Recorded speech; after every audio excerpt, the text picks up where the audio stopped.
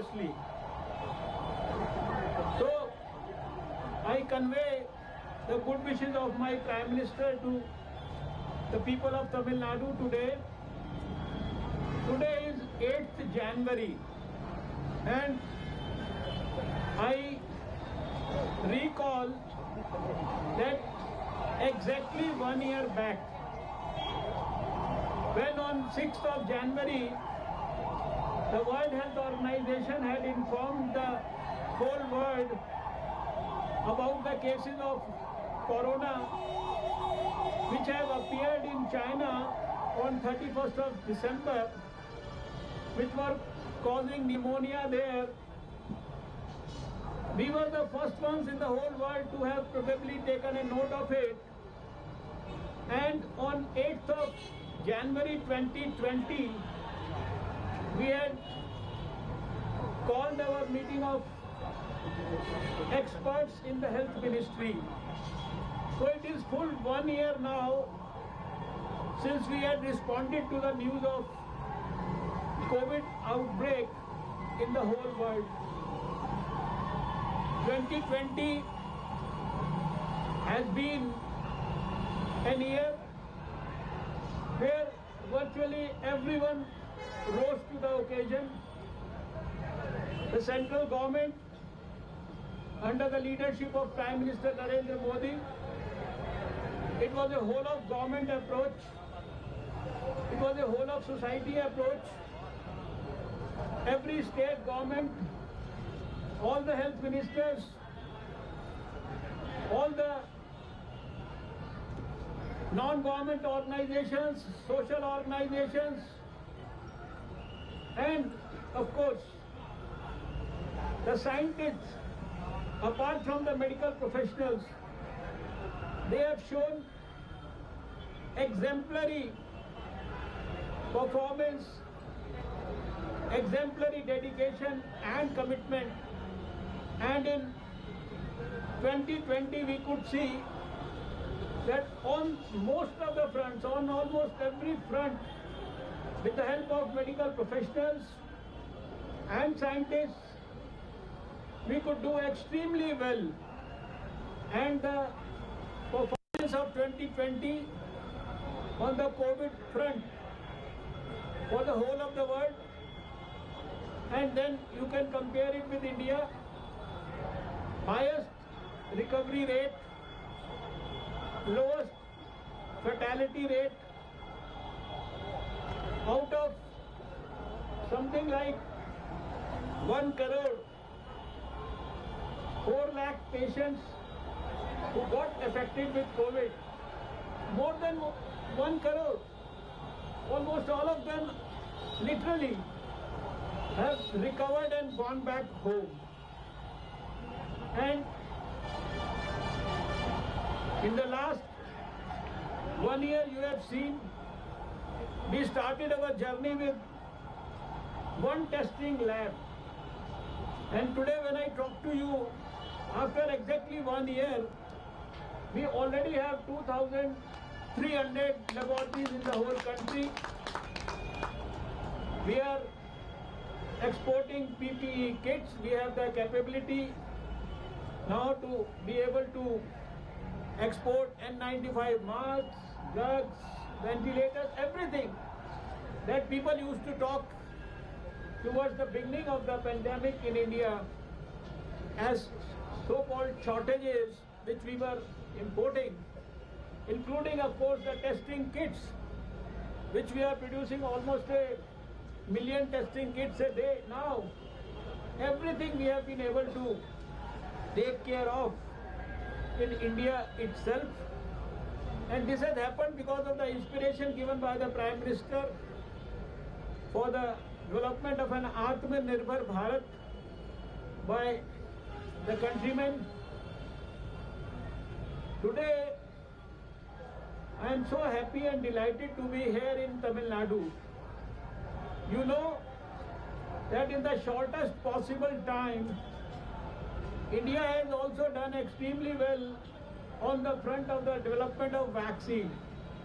And right now, 2 of our vaccines have been given emergency use authorization, and we are in the process of ensuring that in the next few days or so, in the near future, we should be able to give these vaccines to our countrymen, starting with, of course, prioritizing those who are most at risk, our health professionals, healthcare workers in the public and private sector, followed by frontline workers, our police, our army people, our paramilitary people, our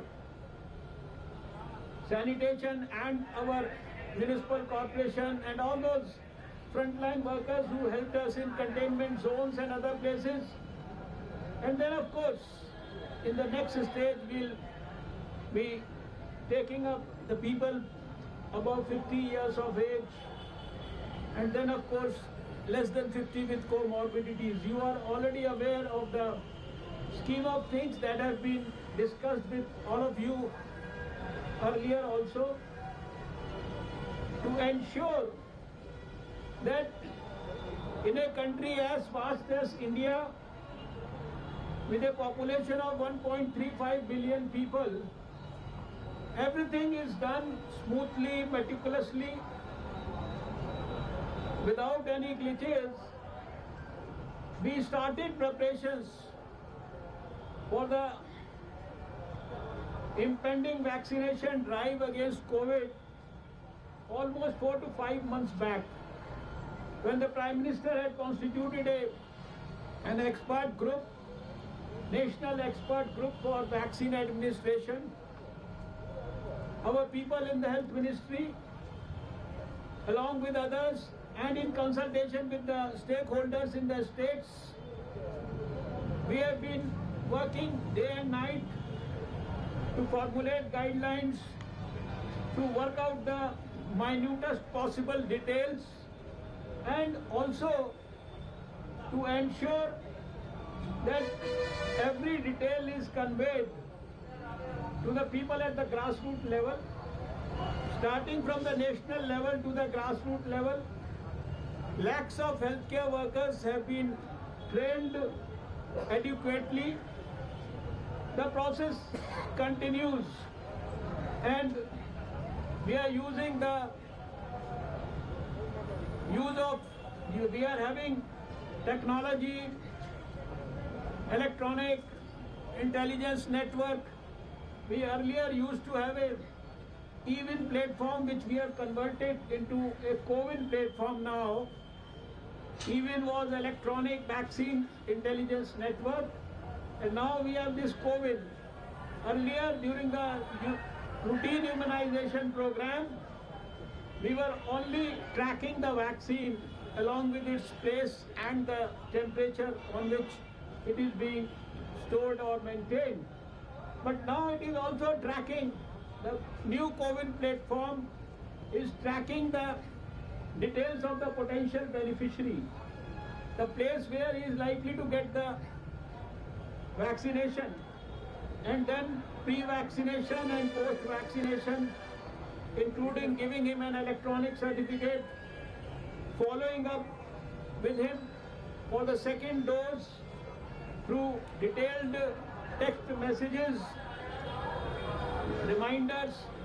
So it's a very detailed exercise, and it's almost a 150-page document that we have shared with the states for all the details to be shared with the people who are going to make it successful.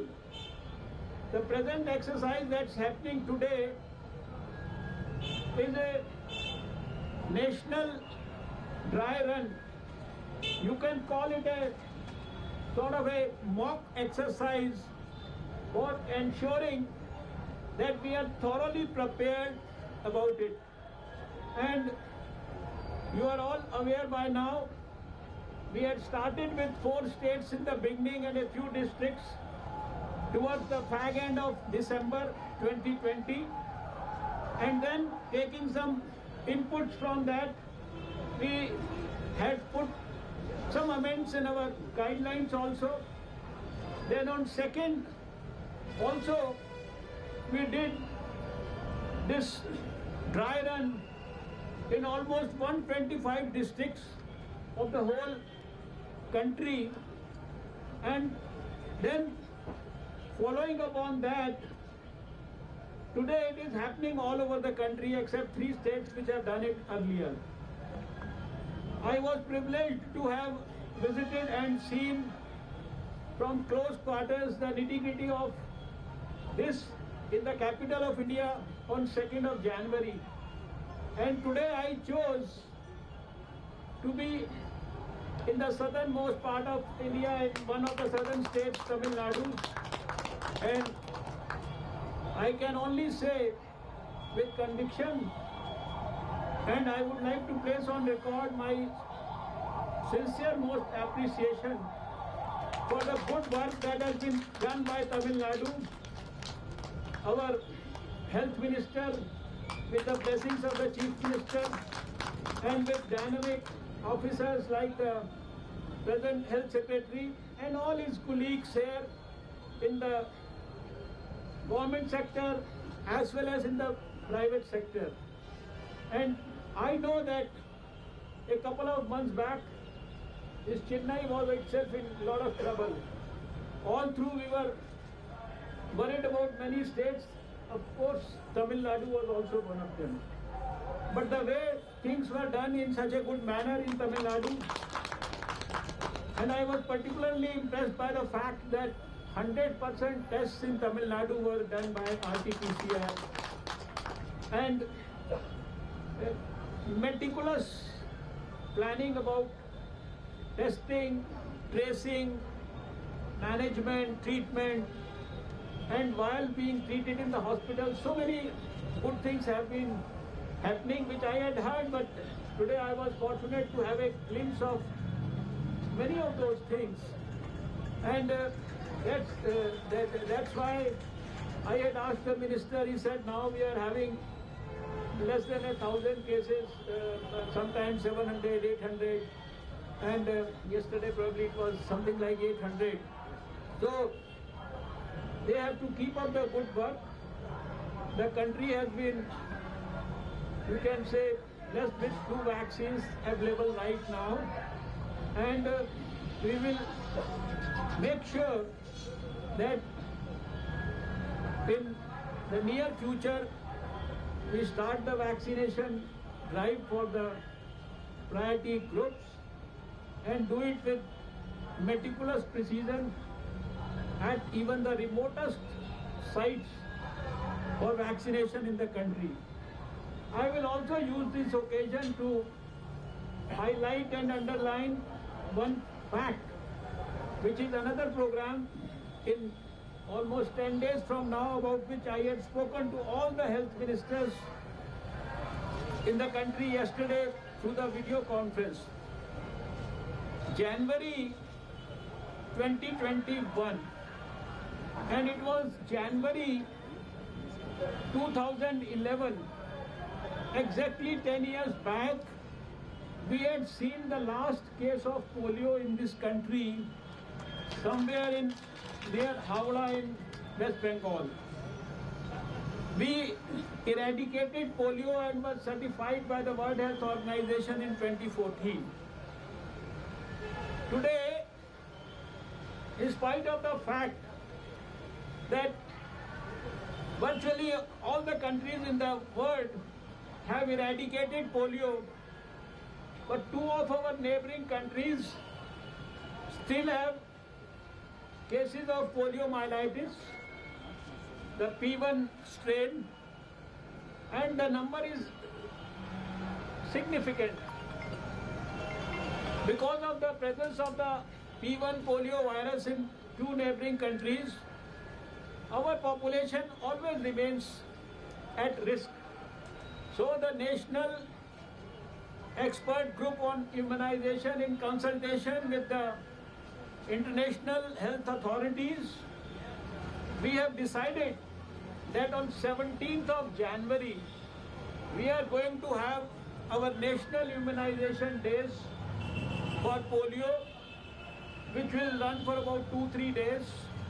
The first day will be dedicated to every mother taking a child to the polio kendra for vaccination, followed by another 2-3 days when we go back and search for those left out children in the community. This is very, very essential to ensure that we are able to maintain the overall immunity level of our country, particularly pertaining to poliomyelitis. So my appeal today regarding the program on 17th National Immunization Day against polio is that we have to once again ensure that 100% children less than 5 years accompanied by their parents should receive 2 drops of oral polio vaccine on that day.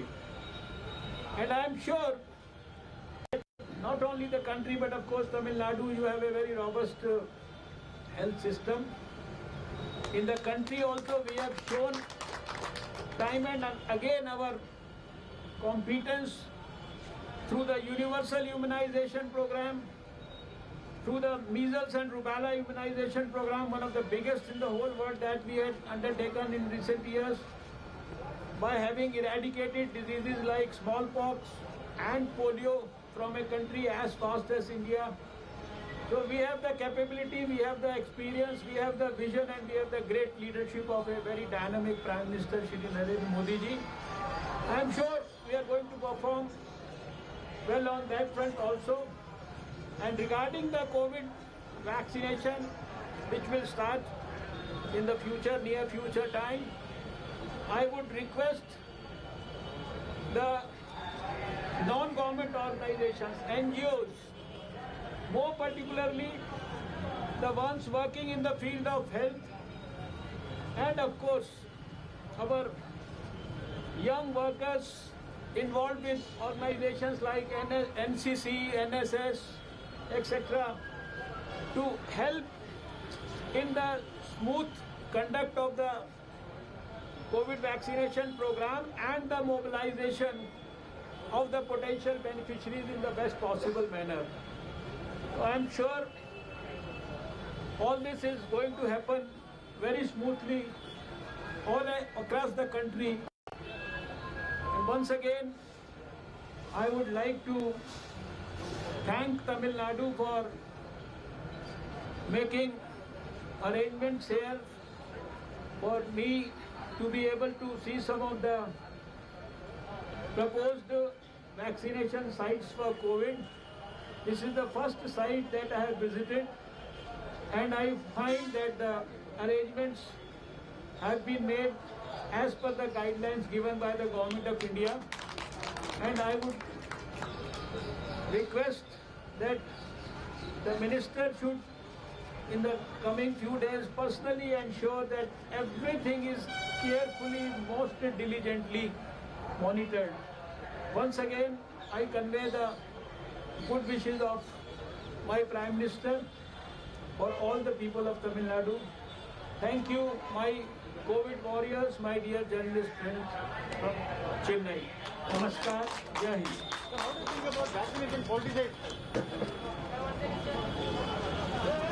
So that is the Health Minister, Dr. Harshvardhan's elaborate briefing there after taking stock of the kind of steps that have been taken for the mock drill for the vaccination drive in Chennai. He's spoken also about how it's important for everyone to come together to ensure that there is a robust and successful vaccination drive, also saying that the government has a very clear plan in place that will successfully ensure that every citizen has access to a coronavirus vaccine. He's also said that India has been able to address its needs by its own, and this will be by far the biggest vaccination drive in the world because of, in fact, the population in India and how the vaccine has to reach every single part, every rural part, every district, every city in the country. Also, in fact, hailing the fact that India has done well in the fight against coronavirus, and also now in going ahead and giving the nod for vaccine and saying that we have ensured that we're Atmanirbhar in the fight against this pandemic as well. He's also spoken about again the vaccine distribution plan, saying that the priority will be for healthcare workers, for frontline workers, then there will be the army, paramilitary, sanitization workers, and those who also helped in containment zones, those who worked from the front line in the containment zones. After that will be people with comorbidities, people above the age of 50, and then it will be ruled out for all citizens. So that essentially is some of the key takeaways